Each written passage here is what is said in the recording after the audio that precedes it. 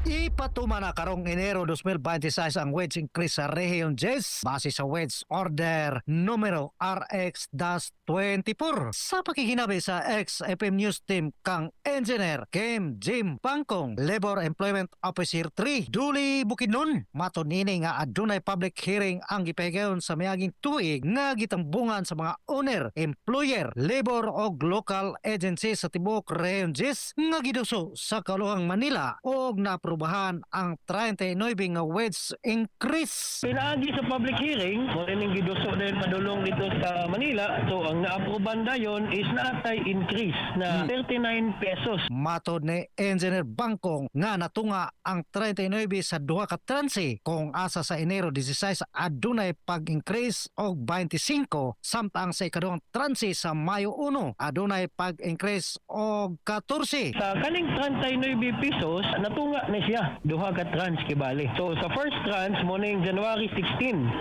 Mo increase na punta og 25. Sa second trans sa May 1. So 14. Ilom sa wage category 1 ang mga syudad sa Cagayan de Oro, Iligan, Malaybalay, Valencia, El Salvador ug Osamis ug mga munisipyo sa Taguluan, Villanueva, Hasaan, Upol, Maramag, Hingog, Manolo Portets ug Lugait sa category 1. Ang minimum wage kaniadto na sa 461. Ang bagong minimum wage rate mahimo ng 486 pag-abot sa Enero 16. Sa ikaduhang transe, ang 486 adunay adisyonal nga 14 ug mahimo ng 500 ang minimum masulan. Samtang ang wage category 2 nga wala na mention nga mga cities ug municipalities ug mga micro establishment adunay gihapoy pag-increase nga 39. Gihawag ni Engineer Bangkong ang mga employer nga dili pa makapatuman sa wage increase nga mangayo una og certification sa RTWPB apan habolon gyapon nila ang pagtaas sa sulan sa ilang mga empleyado. Mga katropa, aron makalikay ta sa sakit nga dala sa pangit nga panahon, tumar perme sa mga pods and brands nga gama sa Yestalt Incorporated, labi na ang Premium D3 Soft Gel Capsule alang sa nagkayosang Pilipino para sa Pilipinas. Ako sa katropang Michael Carato Ricabo, ex-FM News.